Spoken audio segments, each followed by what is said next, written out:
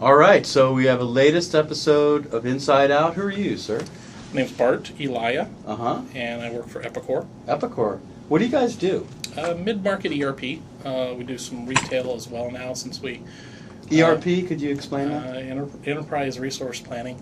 Huh. So CRM, manufacturing, financials, shipping, distribution. Now we moved into retail. Mm-hmm. We purchased a company like everybody in ERP is buying everybody these days. So we Interesting. purchased a company a couple of years ago now. They're fully integrated, so... Excellent. And CRM, of course, is Customer Relationship Management? Customer Relationship Management, field service. So you guys are database heavy, huh? Oh yeah. All Everything right. we do is persisting data in the back end. So Uh-huh. obviously a lot of SQL Server tie-ins there and stuff. A lot of distributed applications with all the different silos of information. So we're always concerned about how to distribute that app around the world, because it's where the customers deploy is all around the world. Interesting. So, I mean, one of the things that's kind of interesting about a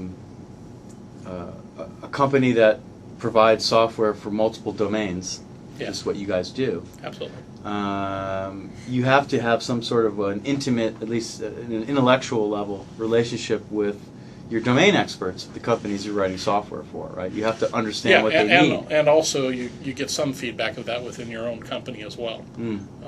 Rolling out our professional services automation product, we obviously have a lot of professional services people installing and customizing the software all over the world. Mm-hmm. So utilizing that, our financials to keep the books, So yeah, we do get into a lot of self-use dog fooding, which is something very familiar to Microsoft, of course. Sure. Absolutely. So that's something that we've done and used for years as well.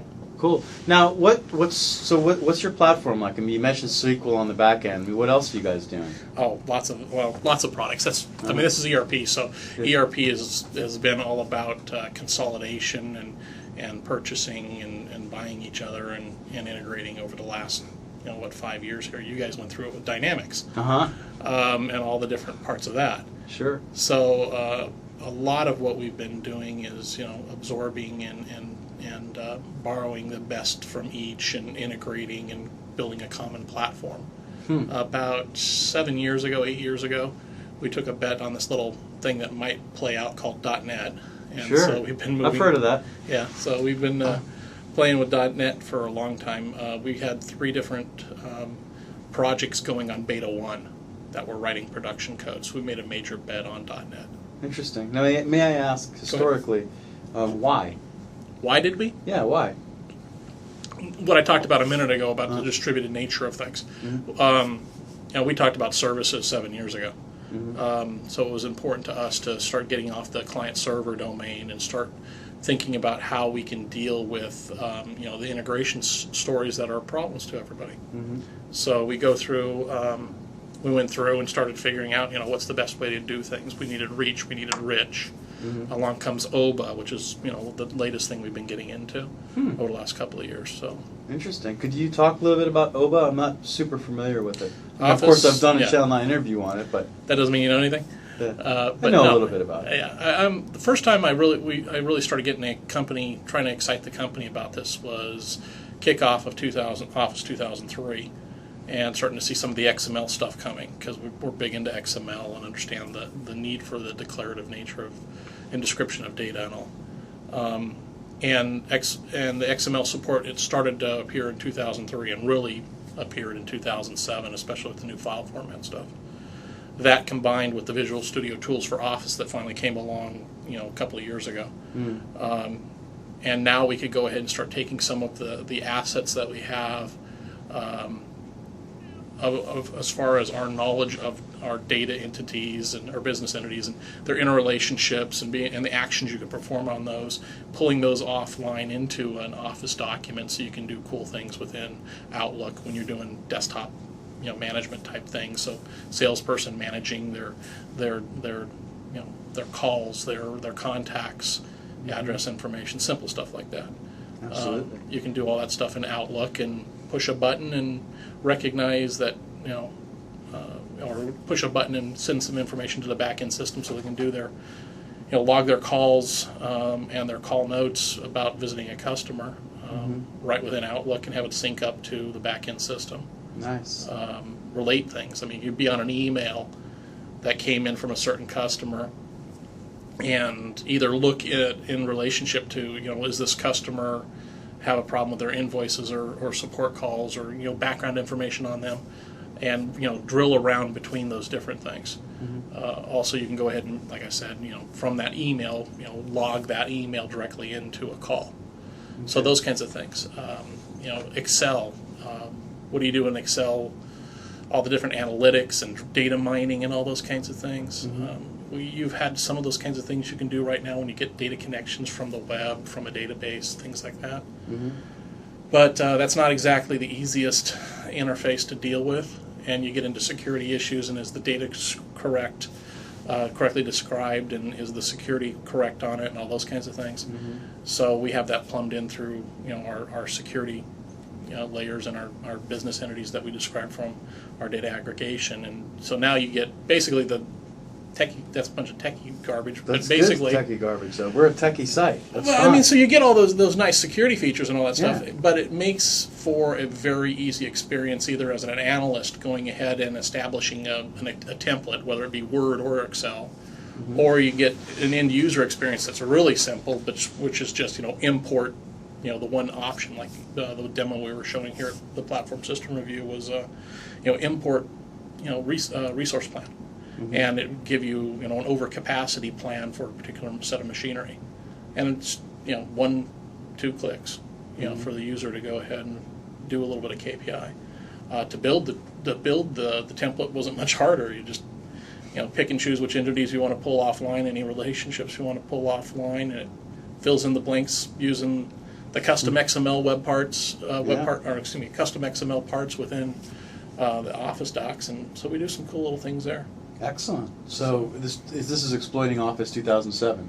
This is we did do some stuff with Office 2003, but Outlook 2003 was a little bit sluggish. There's some new APIs that you can actually do some real work. I mean, some of the APIs took our item load times from 1.1 second to less than 1/10 of a second. Nice. So there were some real nice improvements on the APIs there.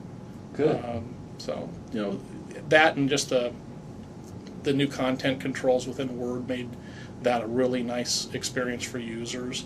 A lot of this comes down to not can things be done? Sure. How easy is it for the development team to do it? How easy is it for it to be deployed? How easy is it to be managed by the customer? How nice is it for end users to play with? Sure. So there's a lot of but I mean, soft touch. Okay, so I mean, but you're a real person. I mean, you're really here, and you don't work for Microsoft. You're not part of our marketing machine. No. So I would ask you, in all candor, are you finding that it's easy to develop using these technologies? Are you finding that your productivity has increased? Are you finding? Well, yeah. I mean, from the Office standpoint, definitely the VSTO stuff I just love, and people harass me about that because They do? Yeah. Well, I got a couple of quotes in the OBA literature that's out there when they did the case study, and the only thing they picked out after talking to them for an hour and a half 4 different times, and they pick out what I said about VSTO for the whole 2 hours or whatever it was. But yeah, the tools are definitely better because Office has been around forever. True. And the APIs are a bit to pick up on if you haven't been playing in that space for 10 years. Certainly. And so that's one of the struggles of somebody coming new to this game. They need better abstractions. Otherwise, the project's just not going to give the return on investment that people want. Business people, for some reason, want to make money on things. Obviously. Yeah, interesting, isn't it? Yeah, it's strange. Of course, and developers want to get paid. I mean, come on. Unless it's the .com all over again, which you know how that went. But yeah, so being the stakeholders in the business, stakeholders can go ahead and say, okay, I can see that you can do this. It is valuable. It's a reasonable amount of time. And plus, I mean, the knowledge set coming in from, since we have a lot of .NET developers, the knowledge, taking that abilities and moving it into the OBA domain wasn't as bad. Sure. One of the mantras the guys internal at my company get a little irritated with me sometimes. I go on and on about is no throwaway knowledge. I hate having to do one-off things. Sure. And the fact that we got a more consistent platform, from the rich client stuff into the office stuff now goes ahead and makes it a lot easier for us to, pick up and run with this stuff, as opposed to, okay, let's stop and go to 3 weeks training here and struggle for 6 weeks, and well, now, by the way, now we can go ahead and start to really do development 2-3 months down the line. So what's your role at Epicor? I mean, what do you do there? I've done a few things. Over the last few years, what I've been doing is I work in a group that was research and is now architecture and strategy, I believe is our official title now. Huh. It's a small group. We have 4 guys. And go out and take a look at what's going on in the market and what our customers need. And one of the abilities that we use a lot in our group is having the understanding of the technology business interface. And figuring out what makes sense in a business standpoint, both what people need solved as well as what we can make money off of course, or solve in a profitable way would probably be a more politically correct way of saying it. But I mean that's the whole idea, is trying to cross that divide of having a technology that might be cool technically, but doesn't make you any money, doesn't make any sense. So we have to use our knowledge in that kind of domain, come up with what's pragmatic, and do prototypes, figure out how to get it to market. In some cases, we step in, and I was an acting development manager for 9 months a year to try to get our Nice. So for about a year to get our office product off the ground, and then turned it back over to the development teams, and they can continue to run with it. Cool. So it kind of depends on what we're tasked with. Yeah, I mean, do you play around with like new technologies that we throw out there? Oh yeah, we're global gold partners and all that kind of stuff with Microsoft. So we're in on tons of taps. And all that kind of stuff. Do you think? I mean, the reason you chose to be a partnership with Microsoft, and what are some of the reasons? Just curious. Well, we've been a Microsoft shop long before I started with the company. Yeah. One of the things, I mean, we've been with Fox Pro and SQL Server way back when. So there's been a strong Microsoft relationship way back when. I don't remember where our early SQL Server. I mean, a lot of T-SQL, I think, in around the 6.5 time frame and stuff like that. Nice. But as we've done acquisitions too, they've mostly been in the Microsoft domain. Sometimes they'll have a subset of technology in another platform that, so we either encapsulate it or embrace it as need be. But since that's one of the nice things about Microsoft being more open and integratable over the last 5 years, it's actually made that very nice. Yeah. So you think we've gotten more open and integratable in the past 5 years? It's been interesting the last year because you guys were so open with Vista and Longhorn and stuff like that, and there was delays obviously for obvious reasons. That it seems like you guys pulled back just a hair on that. Not necessarily bad, but there seems to be a little bit more. We don't want to quite embarrass ourselves as much as we did, kind of almost, and that's just interactions with individuals. And I don't mean that in a bad way. It's just more like you guys feel bad that you misled us or told us to jump on things too early. And I don't think it's in a bad way. It's just that I think you guys are being a little more smart about doing it just another step of due diligence before coming to market with a lot of things. Yeah, bringing you into what's going on inside the mothership. Yeah. So I mean, you guys are so broad, do so many things, it just keeps people's heads spinning. Yeah. Doing something like Silverlight, for example. Threw it out there. It's now, I believe it's GA on the 1X, but I don't care about the 1X because I'm not in the media side. I'm more in the line of business side. So give me a text box, give me a grid, give me a ribbon. We need those kinds of things. So we can't really embrace a new technology to solve a couple of problems until we have those kinds of tools. So you guys gave us enough of a leadway now that 1.1's out there in beta, and there'll be a refresh next year and those kinds of things. You got to give us basic ideas on what's coming. So that's okay. True. So how do you go about? I mean, we though we don't get credit for it often, we are relatively innovative. When we market our innovations appropriately or intelligently. Yeah. So how do you go about deciding which new Microsoft innovation you think will work for your business and for your developers? There's no science there. that is the key and the hard part about it. I've been really lucky. I've pretty much bet correctly on most things over the last 5-6 years. But even so, when you're designing something, architecting something, you need to take that into account. I'll give you a real simple example. I was working on a CRM system 7 years ago, and this newfangled .NET thing, and web services. I wasn't sure about how web services were going to work for us. Were they going to be fast enough, etc. Or at least maybe I'd want to do some options, or maybe they'd evolve. So I wanted to make that network layer pluggable, so I can go ahead and swap it out and put something else in. So the whole network transport layer was abstracted away, and app developers didn't know what was going on. They just called a method, and something magically happened and lit up on the server. Never needed to. It was fast enough. Always was curious if I could go back in and swap out web service for .NET remoting or now WCF. What would that give me in a performance cost, or excuse me, performance increase? But never did go through the due diligence. It wasn't the bottleneck. Sure. So it's just risk management. So taking a look at the technologies, taking a look at a common sense approach to utilizing the technologies, and every once in a while making a leap of faith. Sure. So now, and that's a great answer. It makes sense. Now that we're in this, software plus services revolution, yes, or I guess it's a revolution. Revolution. Where services, and companies like Google have done a great job of showing the importance of service-oriented business, right? Making money on advertisement. I don't know. Well, they've done definitely services when you look at, especially like their Office app type stuff that they've done, and Gmail, etc. Actually, I think they're more their biggest mess that they've made is or confusion or new thing, depending upon your statement there.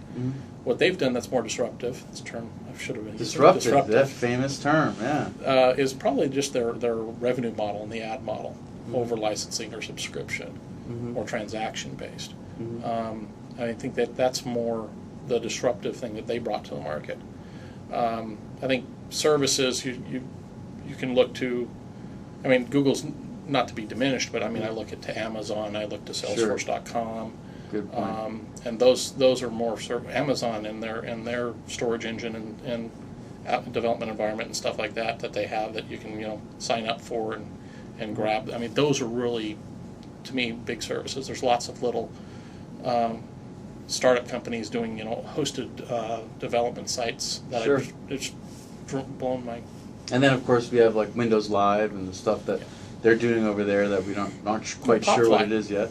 Popfly, absolutely. I mean, those kinds of things. So I think there's a lot of different things that are appearing in different all over the place. It's not just. I mean, Google's the big kid on the block, so they have the big target on their forehead, just like you guys have had for years. So. No, we still have it. Oh yeah. So I would ask you. I mean, so I guess what I was going to ask with that question was, what's Epicor doing in the services age? Are you thinking about that? I mean, thinking definitely. about CRM on the net?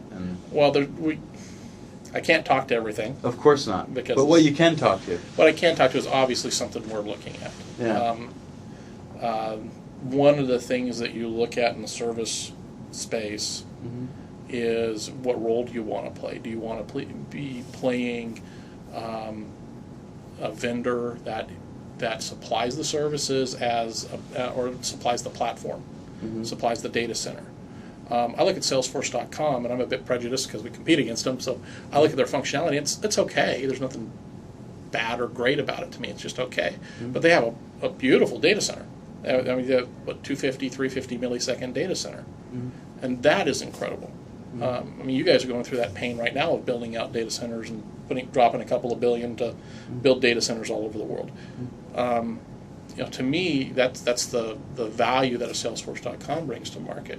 So I don't know if Epicor wants to play in that market. Yeah. But the rest of the services stuff is providing the stuff that runs on top. To me, that's the thing that that's the value that a customer signs up for. They'll pay you for being able to track this or automate that. They don't pay you for the data center. To me, that's becoming more and more of a commodity. So that's one of the ways I look at that. I look at you're not stuck with AOL as your internet service provider anymore. There's plenty of choices for communication. I think there's plenty of choices for services platforms that are evolving and growing out there as well. Absolutely. So you take a look at what you do best, and I think we've developed enterprise software best, so that's probably where I'd say we're probably looking at. Excellent. Well, hey, I always like to end these interviews for Inside Out with getting some feedback from you. Excuse me. Some honest feedback. What do you like? How's our platform working for you? What should we be doing better? You live in the trenches with our stuff. We're in an ivory tower. Yeah, a couple of different things that I struggle with is when you get out onto the web, which is where a lot of us is going. There is improvements there with Silverlight going more cross-platform on the client. I'm glad to see that Microsoft's acknowledging that, because it's something that to me is a very limiting factor. That I can't turn around and totally embrace some of the different technology you guys have at the client level, because I'm limited by that cross-browser, cross-platform kind of thing. So I think that's critical for you guys to go ahead and support. And it all starts with tools, and your tools have to support everything end to end, which is your frameworks and your runtimes and everything else. So I'm glad to see that going, and that's the thing that really is key to me there.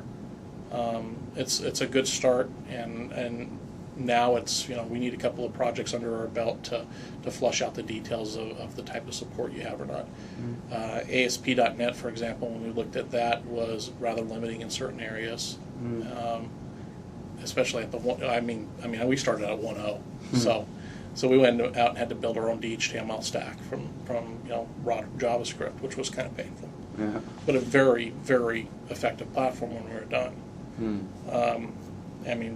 We went to all your IE guys, and they were amazed at some of those things we had done. But that was a lot more work than I would have liked it to be. So I think you guys recognize that, made a lot of improvements with 2.0 and Ajax, etc. So I think you guys are going the right direction. I think the biggest thing is I hear you guys listening more. Interesting.